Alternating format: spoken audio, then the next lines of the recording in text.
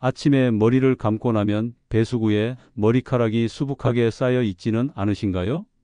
감으면 감을수록 더 빠지는 기분, 혹시 저만 그런가요? 깨끗해지기 위해 감았는데 감고 나면 두피가 더 따갑고 간지럽죠? 혹시 이러다 대머리가 되는 건 아닐까 그런 걱정 해보신 적 있으신가요? 저는 요즘 매일 아침 같은 고민으로 하루를 시작합니다. 안녕하세요. 저는 한재민이라고 합니다. 올해 66이고 30년 넘게 한약방을 운영하다 은퇴했죠. 건강 상담을 해드리던 입장에서 이제는 제 머리카락을 걱정하게 됐습니다. 작년 가을이었습니다. 머리를 감고 수건으로 닦는 순간 두피가 따갑게 간지럽기 시작했어요. 샴푸가 덜 씻긴 줄 알고 여러 번 헹궈봤지만 증상은 그대로였고 어느 날부터는 베개 위에 빠진 머리카락이 눈에 띄었습니다. 예전엔 서너 가닥 수준이었는데 어느새 10개, 20개로 늘어났죠. 아내가 걱정스러운 얼굴로 말했습니다. 요즘 머리 많이 긁던데 병원에 가보는 게 어때요? 괜찮아. 나이 들면 피부도 예민해지는 거잖아. 그렇게 넘기려 했지만 마음 한켠이 불안했습니다. 목욕탕에서 만난 동네 어르신들도 다들 그러시더군요. 나도 그래. 감고 나면 오히려 더 따갑더라고. 웃으며 말하셨지만 저는 쉽게 넘길 수 없었습니다.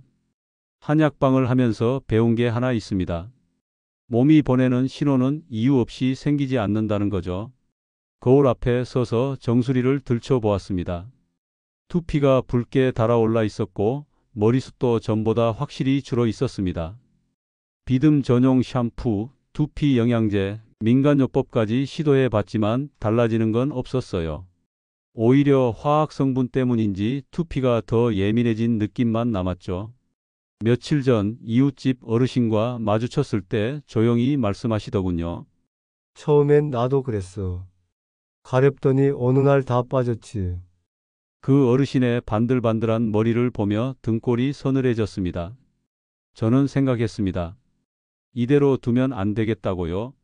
남들처럼 그냥 넘길 일이 아니라는 걸 직감했습니다. 이제는 몸의 신호에 귀를 기울일 때입니다.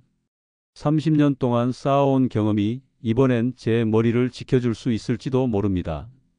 머리 감는 방식만의 문제가 아닐지도 모르겠다는 생각이 들었어요. 어쩌면 머리 감기 전에 뭔가를 먼저 해줘야 하는 건 아닐까? 그때부터 본격적인 탐색이 시작됐습니다. 그렇게 해서 첫 번째로 시도한 건 제 두피를 자세히 들여다보는 일이었습니다. 그날 밤 거실 탁자 위에 확대경을 놓고 정수리를 관찰하기 시작했죠. 언뜻 보기엔 괜찮았지만 가까이 들여다보니 예상보다 심각했죠. 두피 전체가 붉게 달아올라 있었고 군데군데 뾰루지 같은 돌기들이 보였습니다. 단순한 건조증이나 비듬이 아니었습니다. 이거 염증이네? 한약방 시절 봤던 피부염 증상과 똑같았어요.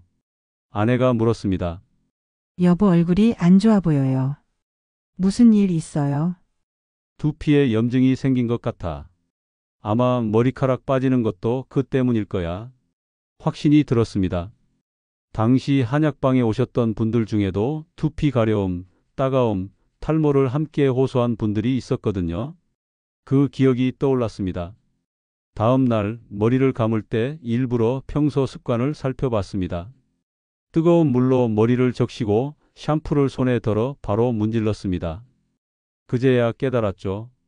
그동안 저는 머리카락만 감고 있었던 겁니다. 두피는 제대로 닿지도 않았고 마사지도 없이 대충 헹궈내고 있었죠. 샴푸 방식을 바꿔 손끝으로 두피를 부드럽게 문질러 봤습니다. 의외로 군데군데 따끔한 느낌이 들었고 붉은 부위는 미세한 통증도 있었습니다. 두피가 예민해져 있었던 겁니다. 한약방에서 배운 내용들이 퍼즐처럼 떠올랐습니다. 두피가 붉다는 건 내부에 열이 있거나 염증이 있다는 신호였고 모낭에 영향을 주면 머리카락이 자라기 어려운 상태가 됩니다. 확인차 인터넷을 검색해 봤습니다. 두피 붉어짐 탈모라고 입력했더니 관련된 자료가 쏟아졌죠. 그중 하나 의학 칼럼에서 본 문장이 기억에 남았습니다. 만성 두피 염증은 모낭을 약화시켜 탈모로 이어질 수 있습니다. 다른 사람들의 경험담도 많았습니다. 두피 염증을 치료하고 나서야 머리카락이 자라기 시작했다. 그 이야기에 희망이 보였습니다. 며칠 뒤 친구에게 이 이야기를 하니 고개를 끄덕였습니다. 나도 그랬어. 피부과에서 염증 때문이라더군. 아무리 약을 써도 제대로 감지 않으면 소용없대. 그제야 모든 게 연결됐습니다. 감고 나서 더 심해졌던 가려움, 붉은 두피, 빠지는 머리카락. 문제는 머리카락이 아니라 두피였습니다. 해결의 실마리는 거기서 시작된다는 걸 알게 됐습니다. 두피 염증이 탈모의 원인이란 사실을 알고 나니 바로 해결책을 찾아야 했습니다. 약국에 가서 두피 진정 샴푸를 물어봤지만 가격을 듣고 한숨이 나왔어요. 한 병에 4만 원이 넘었죠. 그렇게 비싼 제품을 매일 쓸 수는 없었습니다. 게다가 화학 성분에 대한 의구심도 들었어요. 자연스러운 방법은 없을까 고민했죠. 집에 돌아와 서재 책장을 뒤적였습니다. 한약방을 운영할 때 참고했던 자료들을 펼쳐봤어요. 피부 질환 관련 내용에서 눈에 띄는 문구가 있었죠. 외부 자극으로 인한 피부 염증에는 천연 항염 성분을 활용하라. 그때 지인 박재춘 어르신과의 대화가 떠올랐습니다. 병원에서 받은 연고를 발랐는데 머리 감을 때마다 다 씻겨나가더라고. 결국 소용없었지. 맞아요. 두피에 무언가를 바른다 해도 샴푸할 때 다 씻겨나갈 텐데요. 그럼 거꾸로 생각해 봐야겠다 싶었어요. 머리 감기 전에 두피에 진정 효과가 있는 것을 먼저 발라두는 건 어떨까? 한약방에서 다루던 재료들 중 피부 진정에 효과가 있었던 재료들이 기억났습니다. 감초, 병풀, 녹차, 알로에. 그 중에서도 감초가 가장 접근하기 쉬웠어요. 예전에 환자들에게 피부 염증에 감초 따린 물을 추천했던 기억이 생생했죠. 바로 한의원에 들러 감초를 구입했어요. 한의사 선생님이 물었습니다. 어디 아프세요? 두피에 염증이 생겨서요. 감초 따린 물로 두피를 진정시켜 보려고요. 선생님은 고개를 끄덕이며 말했어요. 좋은 시도네요. 감초는 항염 효과가 있어 피부 진정에 도움이 됩니다. 집에 와서 감초 몇 조각을 물에 넣고 약한 불에 10분간 끓였습니다. 갈색빛 액체가 나왔죠. 식힌 후에 깨끗한 면봉에 적셔 두피 곳곳에 발랐어요. 처음엔 조금 끈적이는 느낌이 들었지만 불편할 정도는 아니었습니다. 감초 우린 물을 바르고 30분쯤 기다린 뒤 미지근한 물로 머리를 감았어요. 평소보다 물 온도를 확실히 낮췄습니다. 놀랍게도 머리를 감은 후 평소와 같은 가려움이 오지 않았어요. 두피가 훨씬 편안했죠. 다음 날 아침 베개에 남은 머리카락을 확인했습니다. 확실한 변화를 기대하진 않았지만 조금이라도 달라지길 바랐어요. 평소보다 빠진 머리카락이 적었습니다. 우연일 수도 있지만 기분은 좋았어요. 일주일간 같은 방법을 계속했습니다. 아내가 제 변화를 눈치챘어요. 여보, 요즘 머리 덜 긁는 것 같아요. 좋아진 거예요. 감초 따린 물을 바르고 머리 감는데 가려움이 많이 줄고 두피가 한결 편안해졌어. 약 3주가 지나서 확대경으로 두피를 다시 살펴봤습니다.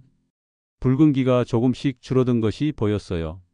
아직 완전히 정상은 아니었지만 분명 개선되고 있었죠. 머리 감은 후에 가려움이 크게 줄었다는 게 가장 큰 변화였습니다. 제 방법이 누구에게나 효과가 있을 거라 장담할 순 없어요. 하지만 자연 방식으로 두피 건강을 천천히 되찾아가는 과정이 의미 있었습니다.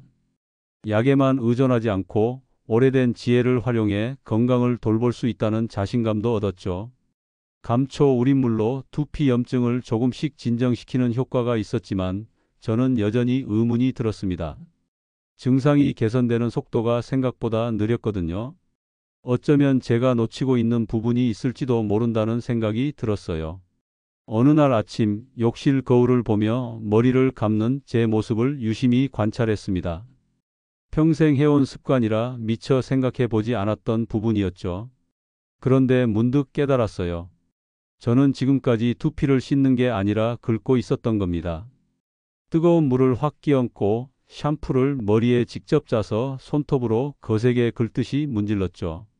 그 자극이 시원하다고 생각했어요.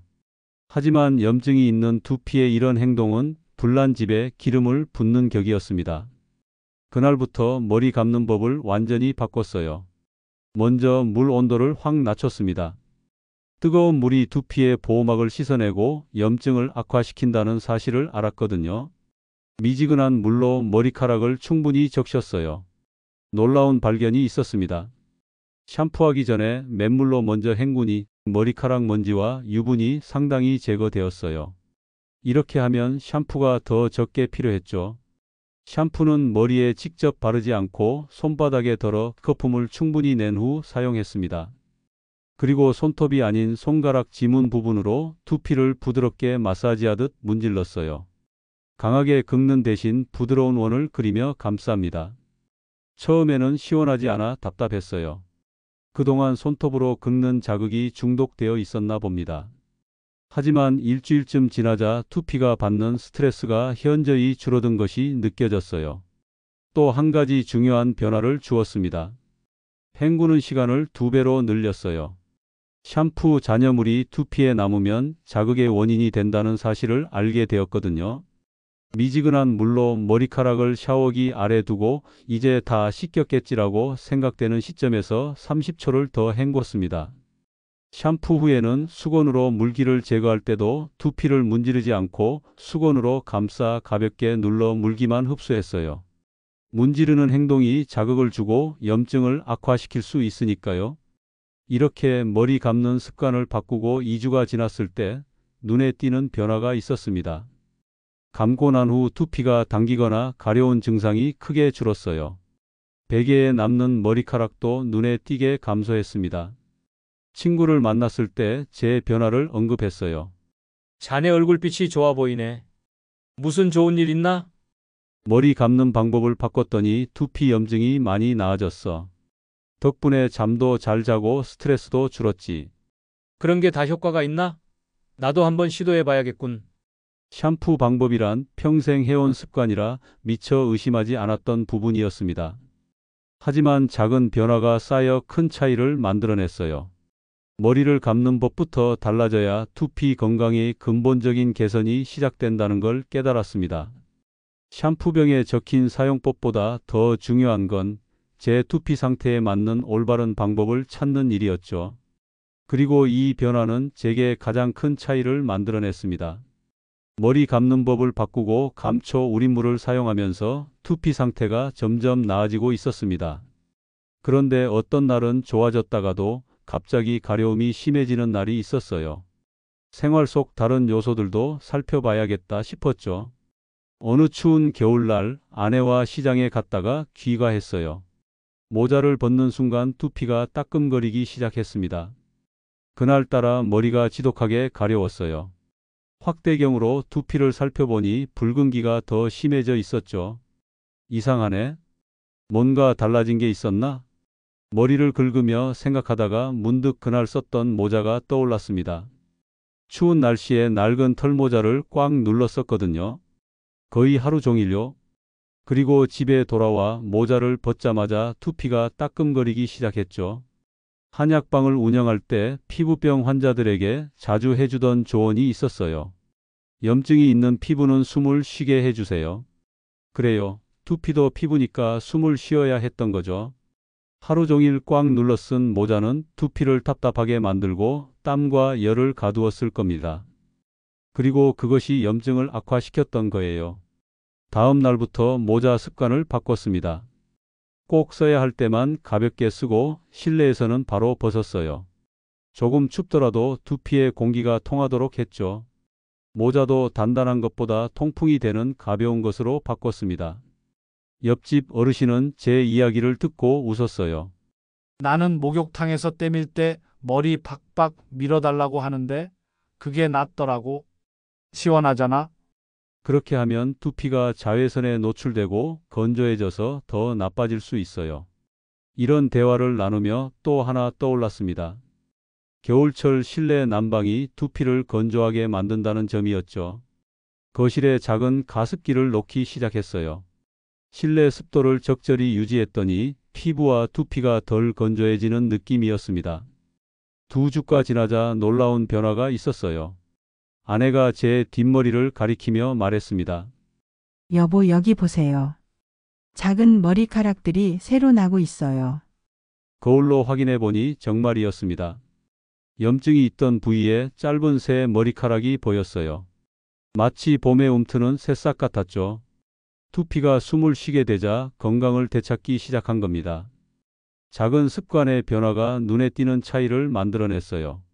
모자 쓰는 방식, 실내 습도 관리, 두피에 공기를 통하게 하는 것. 이런 사소한 것들이 모여 두피 건강을 회복시켰습니다. 이웃 김 할머니가 제 머리를 보더니 물었어요. 머리숱이 좀 늘어난 것 같은데 무슨 좋은 약 쓰나?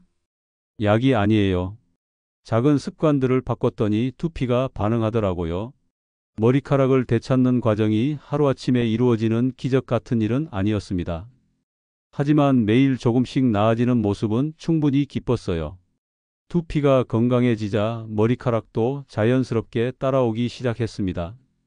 두피 염증과 함께 시작된 탈모 여정에서 한 가지 확실한 변화는 가려움이 줄었다는 거였어요. 하지만 새로운 머리카락이 자라는 속도는 더디기만 했습니다. 그러다 문득 병원에서 만난 70대 할아버지의 말이 떠올랐죠. 자네는 목이 얼마나 뻣뻣한지 알아? 머리카락도 그러니 안 자라는 거야. 처음엔 그저 노인네 헛소리라 여겼어요. 그런데 아침에 거울을 보며 목을 돌려보니 정말 움직임이 불편했습니다. 컴퓨터로 뉴스를 보거나 책을 읽을 때 항상 고개를 앞으로 숙이는 습관이 있었거든요. 한약방 시절 배웠던 옛말이 떠올랐어요. 혈이 돌지 않으면 털도 마른다. 머리카락도 결국 혈액순환이 원활해야 자란다는 의미였죠. 그날부터 제 몸의 순환에 관심을 두기 시작했습니다. 먼저 목과 어깨를 만져봤어요. 딱딱하게 굳어있는 근육이 손끝에 느껴졌습니다. 거의 돌덩이 같았죠. 간단한 스트레칭부터 시작했어요. 매일 아침 양손으로 두피를 부드럽게 쓸어주는 것으로 하루를 열었습니다. 그 다음엔 목을 천천히 좌우로 앞뒤로 움직였어요. 처음엔 뚝뚝 소리가 났지만 조금씩 부드러워졌죠. 두 번째로 시도한 건 따뜻한 수건 찜질이었습니다. 목과 어깨에 5분간 올려두고 나면 묵직한 피로감이 사라지는 느낌이었어요. 찜질 후에는 두피도 따뜻해져 혈액순환이 좋아지는 것 같았습니다. 아내도 도움을 주었어요. 저녁마다 10분씩 어깨를 주물러 주었죠. 여보, 진짜 단단해요. 바위 같아요. 30년 넘게 환자 상담하며 구부정하게 앉아 있었으니 그럴 수밖에요. 그리고 매일 저녁 20분씩 동네 한 바퀴를 걷기 시작했습니다. 처음엔 귀찮았지만 일주일쯤 지나자 몸이 가벼워지는 느낌이 들었어요. 걸을 때마다 어깨와 목에 긴장이 풀리는 게 느껴졌죠. 한 달이 지나자 확실한 변화가 있었습니다. 두피의 붉은기가 눈에 띄게 줄었어요. 또한 거울을 보니 정수리 부근에 짧은 새 머리카락들이 보이기 시작했습니다. 마치 봄에 돋아나는 새싹 같았죠. 놀라운 건 두피뿐만 아니라 몸 전체의 컨디션이 좋아졌다는 점이었어요. 잠도 더 잘 자게 되었고 아침에 일어날 때 피로감이 줄었습니다. 목과 어깨의 뻣뻣함이 완화되자 두통도 덜해졌어요. 몸 안의 순환이 두피까지 영향을 미친다는 사실이 체험으로 증명된 셈이었습니다. 약국에서 만난 약사님도 제 변화를 알아봤어요. 얼굴빛이 좋아졌네요. 무슨 좋은 일 있으세요? 몸의 순환을 신경 쓰기 시작했더니 두피 건강도 함께 좋아졌어요. 이런 작은 습관들은 약보다 더 근본적인 변화를 가져왔습니다. 두피도 결국 우리 몸의 일부였기에 전체적인 혈액순환이 좋아져야 진짜 변화가 시작된다는 걸 깨달았어요. 이제 샴푸 방법과 감초, 우린물에 더해 매일의 스트레칭과 걷기가 제 일상이 되었습니다. 머리카락을 되찾는 여정은 생각보다 오래 걸렸지만 그 과정에서 몸 전체의 건강을 되찾게 된 건 뜻밖의 선물이었죠. 두피 건강을 되찾아가는 과정에서 가장 큰 변화를 가져온 건 감초차였습니다. 처음엔 단순히 두피에 발라보는 시도였지만 이제는 제 일상의 중요한 부분이 되었어요. 오늘은 제가 여러 시행착오 끝에 찾아낸 감초차 레시피를 나누고 싶습니다. 처음엔 단순히 감초 하나만 끓여봤어요. 효과가 있긴 했지만 뭔가 부족하다는 느낌이 들었죠. 그래서 한약방 시절 배웠던 지식을 떠올려 다양한 방법을 시도해 봤습니다. 여러 재료를 섞어보고 시간과 물의 양도 조절해가며 실험했어요. 가장 효과적이었던 레시피는 의외로 단순했습니다. 감초 3조각과 물 500ml, 이 두 가지만 있으면 충분해요. 너무 많은 재료를 섞으면 오히려 두피를 자극할 수 있다는 걸 알게 되었거든요. 준비물은 정말 간단합니다. 감초 3조각, 물 500ml, 냄비 하나면 충분해요. 감초는 한의원이나 한약 재료 파는 곳에서 쉽게 구할 수 있습니다. 한번 사두면 오래 쓸 수 있어 경제적이기도 하죠. 만드는 방법도 어렵지 않아요. 먼저 감초를 흐르는 물에 가볍게 씻어줍니다. 그 다음 냄비에 물과 감초를 넣고 중간 불에 끓이다가 끓기 시작하면 약한 불로 줄여 5분간 더 끓입니다. 너무 오래 끓이면 진해져서 두피에 끈적이는 느낌을 줄 수 있으니 적당히 끓이는 게 중요해요. 불을 끄고 뚜껑을 덮은 채로 완전히 식힙니다. 식힌 감초차는 깨끗한 용기에 거름망을 대고 부어 찌꺼기를 걸러내요. 이렇게 만든 감초차는 냉장고에 보관하면 3-4일간 사용할 수 있습니다. 사용법은 더 간단해요. 머리를 감기 전 15분 전에 미리 감초차를 면봉에 적셔 두피 곳곳에 발라줍니다. 특히 가려움이나 붉은기가 있는 부분에 집중적으로 발라주세요. 모든 부분을 바르고 나면 10분에서 15분 정도 기다린 후 미지근한 물로 평소처럼 머리를 감으면 됩니다. 처음 사용할 때는 약간 이상한 느낌이 들 수도 있어요. 두피가 따끔거리거나 약간 건조해질 수 있습니다. 하지만 곧 적응되니 걱정하지 마세요. 일주일에 2-3회 정도 사용하는 게 적당했어요. 매일 사용하면 오히려 두피가 예민해질 수 있으니 주의하세요. 3달간 이 방법을 꾸준히 시도한 결과 두피의 붉은기가 크게 줄었고 가려움도 거의 사라졌습니다. 머리카락도 조금씩 굵어지고 건강해지는 것을 느낄 수 있었어요. 중요한 건 꾸준함입니다. 하루 이틀에서 효과를 볼 수 있는 게 아니에요. 최소 한 달은 꾸준히 해보셔야 변화를 느낄 수 있을 거예요. 저는 3달 정도 지나자 확실한 변화를 체감했습니다. 이 방법이 모든 분께 똑같은 효과를 줄 거라 장담할 순 없어요. 하지만 저처럼 두피 염증으로 고민하시는 분들에게 조금이나마 도움이 되길 바랍니다. 비싸고 복잡한 제품보다 이렇게 단순하고 자연스러운 방법이 때로는 더 효과적일 수 있다는 걸 기억하세요. 저의 탈모 여정이 시작된 지 어느덧 9개월이 지났습니다. 이제 거울을 보면 정수리 부분에 새로운 머리카락이 돋아나 있어요. 완전히 예전 모습으로 돌아간 건 아니지만 분명 달라졌습니다.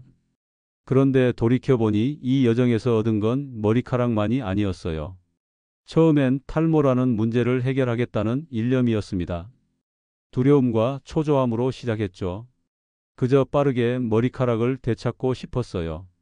하지만 시간이 지날수록 제 생각은 달라졌습니다. 머리카락을 살리려면 먼저 두피가 숨을 쉴 수 있어야 한다. 이 깨달음은 단순히 두피에만 해당되는 게 아니었어요. 제 삶 전체가 숨을 쉬어야 했습니다. 은퇴 후 무기력하게 보내던 날들, 의미를 잃어가던 일상에 새로운 활력이 필요했던 거죠. 감초차를 끓이고 두피를 관찰하고 매일 걷기 시작하면서 제 하루는 달라졌어요. 목적이 생겼고 작은 변화를 기록하는 재미도 있었습니다. 아내는 제 변화를 이렇게 표현했죠. 당신 요즘 눈빛이 달라졌어요. 머리숱보다 그게 더 반가워요. 처음에는 그 말이 무슨 뜻인지 이해하지 못했어요. 그런데 어느 날 동네 산책길에서 마주친 이웃들과 자연스럽게 대화를 나누고 있는 제 모습을 발견했습니다. 은퇴 후 점점 좁아지던 제 세상이 다시 넓어지고 있었어요. 두피 염증을 관리하기 위해 시작한 스트레스 관리, 규칙적인 생활, 가벼운 운동은 제 전반적인 건강을 개선했습니다. 혈압이 안정되고 수면의 질이 높아졌어요. 머리카락을 살리려다 오히려 제 몸 전체를 살리게 된 셈이죠. 주변 어르신들에게 제 경험을 나누기 시작했습니다. 탈모 이야기로 시작했지만 대화는 자연스럽게 건강한 노후를 위한 습관들로 이어졌어요. 제가 한약방을 할 때 환자들에게 조언하던 때가 생각났죠. 그 시절의 보람이 다시 찾아왔습니다. 지금 생각해보면 탈모는 제게 경고 신호였어요. 제 몸이 무언가 잘못되고 있다고 알려주는 신호. 그 신호를 무시하지 않고 귀 기울였기에 더 큰 건강 문제를 예방할 수 있었는지도 모릅니다. 아들이 명절에 집에 왔을 때 이런 말을 했어요. 아버지, 요즘 젊어 보이세요. 머리카락도 좀 많아진 것 같고요. 웃으며 대답했습니다. 머리카락은 덤이야. 내 아버지가 요즘 자신을 더 사랑하는 법을 배우고 있거든. 제가 이 여정에서 진정으로 되찾은 건 머리카락이 아니라 자신감이었습니다. 나이 들어가는 변화를 그저 받아들이기보다 능동적으로 대처할 수 있다는 자신감이요. 모든 것을 되돌릴 순 없어도 더 나빠지지 않게 할 수는 있다는 희망이었죠. 머리카락은 여전히 조금씩 자라고 있습니다. 때로는 더디게 느껴지지만 매일의 작은 습관들이 쌓여 변화를 만들어내고 있어요. 어쩌면 이것이 인생의 모든 영역에 해당되는 진리인지도 모르겠습니다. 포기하지 않고 매일 조금씩, 그것이 제가 머리카락을 넘어 삶의 다른 부분에서도 적용하게 된 가장 소중한 교훈입니다.